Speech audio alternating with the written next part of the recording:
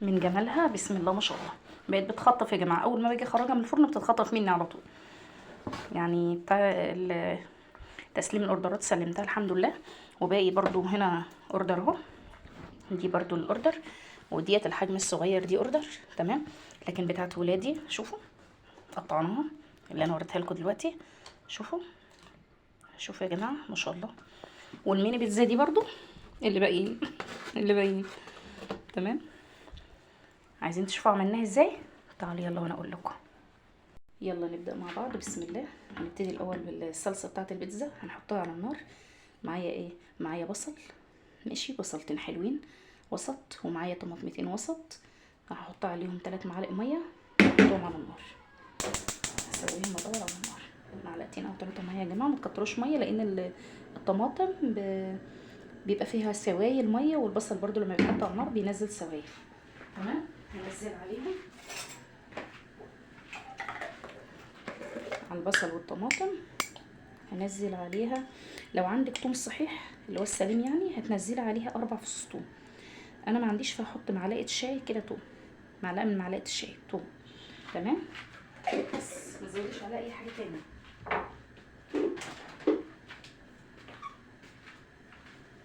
تمام كده، ونغطي عليه واسيبها بقى تستوي. تمام. على نار وسط، ما تعليش قوي ولا تهدي قوي، على نار وسط كده. تمام. شوفوا لما سوينا الطماطم بالبصل والثوم، شوفوا بقت عامله ازاي.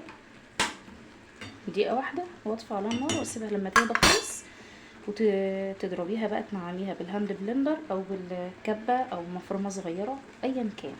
المهم تضربيها وتنعميها تبقى بيوري خالص كده. بصوا معايا بقى كده خطوه بخطوه. خلاص انا هنا سويت الطماطم والبصل بتاعه البيتزا الصلصه خلاص. هنا بقى معايا كيلو دقيق منخول كويس مرتين، منخول مرتين. تمام.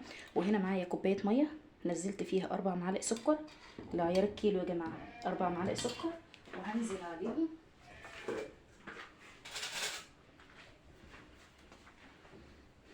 هنزل عليهم ادي معلقه، 2 معلقتين كده ونص من الخميره. تمام كده، معلقتين ونص من الخميره. الميه دي فتره، ميه فتره يعني زي دمع العين، ميه فتره جدا. تمام. هندوبها كويس ونغطي على دقيقه. بصي بقى يا روحي، خلاص الخميره اهي اتخمرت. معايا هنا معلقه زعتر، زعتر لازم على الزعتر في البيتزا، هو اساسي. خلاص. ومعايا هنا على الكيلو الدقيق 4 معالق لبن بودره، ماشي. ومعايا كمان هنا معلقتين ملح، ملح اكل، ملح طعم يا جماعه. خلاص، ملح اللي بنحط في الاكل. هننزلهم هنا بسم الله، وهننزل عليهم على طول.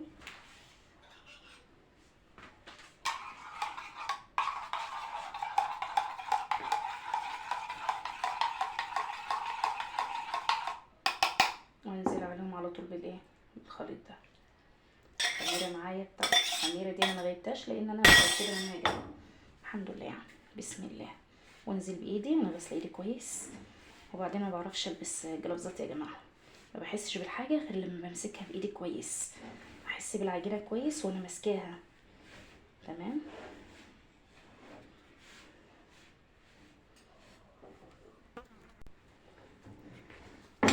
اشتغلي فيها كده، خليك شغاله فيها. بصي انا وصلت لايه، وصلت ان العجينه معايا لينه. شوفي شكه في ايدي اهي، العجينه لزجه ماسكه في ايدي لسه ما سلكتش. تمام. خد مني قد ايه المعيار ده، معيار الكيلو. سهله جدا، ما فيهاش اي صعوبات يا جماعه. اعملوا بس بالطريقه دي وانتوا تدعوا لي. عيار الكيلو خد مني 3 كوبايات مج من العادي، ماشي، اللي انت معايره بيه الدقيق. خد مني 3 كوبايات ميه دافيه. خلاص. منهم كوبايه انا دوبت فيها السكر والخميره، وخد مني كوبايتين تانيين. خلاص. هفضل اعجن فيها بقى، وبرده هتبقى لازقه يعني ملزقه شويه. بصي بقى يا قلبي، تنيتك تعجني فيها كده. شوفي بقى ايه اللي مضايقك، ايه اللي معصبك، خليكي معايا الخط، ماشي. وبدل ما تطلعي همك في اللي حواليكي، عايزك تطلعي في العجينه. خلاص كده تمام. انا بضحك معاكم يعني، ما تاخدوش على الكلام يا جماعه. ربنا ما يضايقكوش ابدا. بصي يا حبيبه قلبي، هفضل اعجن فيها لحد، بصي اهي بتلزق بس مش قوي، يعني بتلزق بحيث ان انا لو مسكتها بايدي التانية اهي اهي بسيط، عشان ايدي دي بس اللي بعجن بيها، لكن دي شوفي اهي روحي، شوفي ما شاء الله اللهم بارك، بسيط. شايفينها على ايديا؟ مش عارفه هي واضحه ولا لا. اهي تمام. العجينه شوفوا عامله ازاي اللهم بارك. انا عايزاها كده، هتطلعي عجينه بصي هي مش محتاجه حشو، انت من حلاوه العجينه هتتمني انت تعمليها كده وتاكليها، تخبزيها لوحدها كده وتاكليها. تمام. اقعدي عجيني فيها بقى، عجنتي فيها 7 دقايق، عجنتي فيها 10 دقايق، براحتك على قد ما تقدري اعجنيها. خلاص. اهم حاجه في المرحله دي وانت بتعجني انك تشيلي العجينه كده. بصي بصي العجينه بتنط معايا ازاي اهي، شوفي. انا بس عشان على البوتاجاز اهي. شيلي العجينه وهبديها، عايزاكي تفتحي المسام بتاعتها، تشيلي العجينه وتهبدي. بصي انا بس عشان الصوت اهي، وارزع كده فيها واعجني فيها، طلعي طاقتك كلها في العجينه. تمام. عايزاها عجينه زي دي، ما تقلقيش من التلزيقه، التلزيقه دي هي اللي تطلع معاكي العجينه هشه وتحفه. العجينه هتبقى تحفه. محدش كل البيتزا من ايدي وما شكرش في العجينه يا جماعه ولا في البيتزا، يعني اللي بياكلها من ايدي بيشكر في العجينه قبل البيتزا نفسها، قبل الحشو اللي فيها. تمام. طلعي بقى منها العجينه دي، لو ما حطيتش فيها الزعتر تمام استخدمها للكايزر، للفينو، استخدمها للبيتزا، بستخدمها لكل المخبوزات، كل المخبوزات. تمام. ولو عامله كميه منها من غير الزعتر برضو واستخدمتها للمخبوزات وتبقى معايا عجينه، بقوم جايبه عليها حته زبده. تمام. واقوم رايحه مدوره العجن فيها تاني بقطعه الزبده كويسه. خلاص. وبعمل منها احلى قرص طريه، تخيلي زي قرص الافران، من غير لبن ومن غير زبادي ومن غير اي حاجه. تمام يا روحي. هنغطي عليها بقى ونسيبها تخمر. خلاص. وعلى ما تخمر هوريكم الشاورما اعملها ازاي. معايا نعمل تتبيله سريعه كده للشاورما. يا جماعه هنزل هنا بمعلقتين خل، ده واحد، ده اتنين. تمام. وعلى الخل ده هنزل بتوابل، التوابل بتاعتي ايه المجمله هقول لك يا حبيبتي. هنزل بنص معلقه فلفل اسود، تمام، ونص معلقه كاري، ونص معلقه توم باودر، زيها بصل باودر. خلاص. وبابريكا مدخنه، لو ما عندكش مدخنه حطي بابريكا عاديه. خلاص. وعندي هنا توابل فراخ، بهارات فراخ. خلاص. ومعلقه ملح. خلاص. ونص معلقه فلفل اسود. والباقي ده هحطه على ايه؟ هحطه على الصلصه بتاعت البيتزا. لو عندك زبادي ماشي، حطي معلقتين زبادي، لو ما عندكيش هتنزلي بمعلقتين لبن. عندي معلقتين لبن بايت، انا معلقه كده 2. تمام كده. وهنا هزود عليها كمان معلقه صويا صوص غامق يا جماعه، صويا صوص غامقه معلقه، هي كانت اخر معلقه عندي طبيعي، الله المستعان. تمام كده. هقلب ده كله كده مع بعضه. خلاص. وانزل عليهم بايه؟ بالشاورما. ده كان عندي اقل من نص كيلو بانيه، قطعته شرايح كده زي ما انتم شايفين. شوفوا شرايح كده رفيعه يا جماعه، رفيعه اهي. تمام. خلاص كده. هنزل على الخليط بتاعي ده واقلب بقى كله ببعض. لو عملت الخطوه دي من بالليل يستحسن، لو ما عندكيش وقت بقى زي كده تمام هتعملي ايه؟ لو ما عندكيش وقت هتعمليها قبلها بساعه بساعتين، بس انا عشان دلوقتي عايزاها فانا هعملها على طول. هولع النار ونشف الطاسه كويس. تمام. نحط الطاسه كده على النار.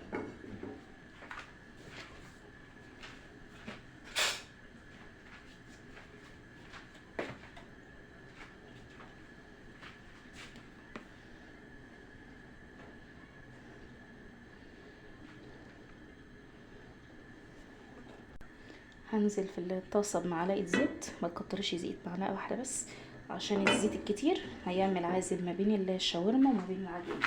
انا مش عايزه كده. وبعدين هنزل بالشاورما بسم الله. افرديها وحاولي ما تقلبيهاش، افرديها بس كده وما تقلبيهاش عشان ما تنزلش ميه منك او سوائل. افرديها بس كده كويس في الطاسه، ما تقلبهاش خالص دلوقتي لما تبتدي تاخد معاكي لون وتحسي ان هي ناشفه مفيهاش اي سوائل. النار عندي عاليه. اقلبها بقى كده، بدات تاخد لون من تحت اهي عشان بس ما تنزلش اي سوائل معايا. وما تسيبهاش قوي برده كتير، ما تطوليش عليها عشان ما تتحرقش من تحت وتنشف منك. هتاخدي احلى طعم للشاورما. وهي دي الطريقه الصح يا جماعه، ملهاش اي افتكاسات تانية. اي طرق تانية بقى احنا او غيرنا يعني اللي بيفتكر، لكن هي دي الطريقه الصح للشاورما. الشاورما من اساسياتها ان تقطيع الفراخ، لو شاورما فراخ تقطيع الفراخ تبقى رفيعه جدا على قد ما تقدري زي ما انا عاملاها كده خلاص. وانك تبقي متبلاها قبلها وقت، واخده وقت خلاص. وان انت تمشي على الخطوات دي عشان ما ينزلش منها اي سوائل. لو نزل منها سوائل عرفي انت كده هتاخدي طعم فراخ عادي مش طعم شاورما خلاص. وفرق الشاورما برضو عن الفراخ في التوابل اللي بتحط فيها، التوابل اللي استعملتها فيها خلاص كده. وعشان اعزز النكهه بتاعتها مع التوابل ما بحطش جوز الطيب عليها في الخلطه بتاعتها، لا انا بنزلها وهي على النار كده عشان اشمها يا جماعه. اللحوم طبيعي كل اللحوم بتحب جوز الطيب وخصوصا الفراخ. بشره بسيطه كده ونقلب كده ما شاء الله، ما بتاخدش معانا وقت. تمام، شوفوا مفيش اي سوائل في الطاسه غير الماده الدهنيه اللي انا حطاها اهي، حتى الفراخ بتشربها. شوفوا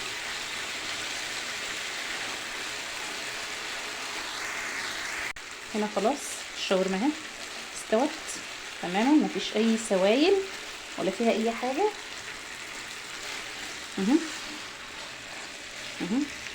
مفيش خلاص. هنزل عليها ببصلايه جوليان برضو رفيعه يا جماعه، رفيعه قوي على قد ما تقدري، رفعي قوي كل حاجه هنا رفعي. تمام،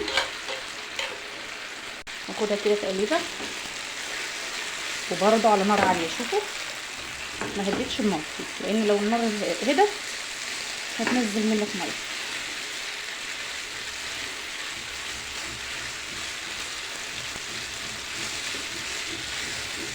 يا دوبك دقيقتين كده هنزل عليها بالفلفل بتاعنا. ما شاء الله طعمها مش هكذب عليك انا دقتها يعني طعمها جميل قوي وملحها مظبوط جدا خلاص. هنا بقى هنزل بايه؟ فلفل احمر سبايسي، حبه ماشي مش حابه براحتك ما تحطوش. لو عندك اطفال ما بتحبهاش ما تحطهاش. هحط طماطم مقطعها رفيع جوليان خلاص، ما تكتريش برضه عشان بقى انا عايزه الحشو. هنزل فلفل اخضر برضه تمام كميه بسيطه خلاص. وللمره المليون هقول لكم العين بتاكل قبل البق.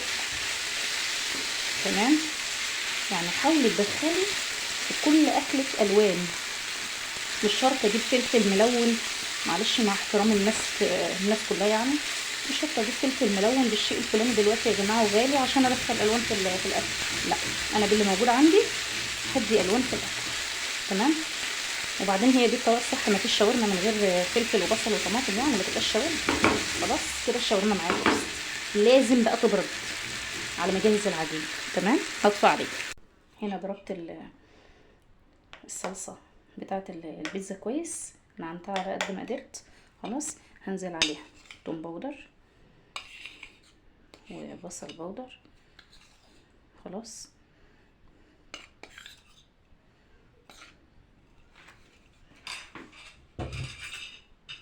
وهنزل عليها بمعلقه زعتر اساسي يا جماعه، معلقه حلوه كده من الزعتر لان هي دي اللي بتفرق في طعم البيتزا خلاص.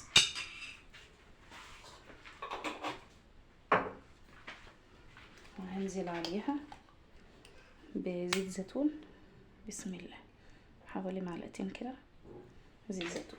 تمام، وهنقلب. استنى. هنا هنزل عليها بقى بمعلقه سكر، معلقه صغيره كده او نص معلقه بس من السكر. خلاص، انا نقلتها في وعايه في حاجه تانية، في طبق تاني او في علبه تانية، عشان ايه؟ ما كنتش اعرف اقلبها كويس. وبعدين انا بحب احطها في العلبه دي كمان، انا اللي نسيت من الاول، عشان اللي هيتبقى مني بحفظه فيها كده واحطه في الفريزر لحد ما اجي استعمله مره تانية، او في التلاجة لو هستعمله في فتره قريبه. خلاص كده اهو. هنا العجينه معايا خمرت، هقطعها بقى. قطعيها بقى على حسب ما انت محتاجه. تمام، عايزه تقطعيها على 4 كبار او 5، عايزه تقطعيها على مقاس اللارج، ميديم، اكس لارج، المقاسات بقى اللي تريحك قطعيها. خلاص، انا هنا هعملها.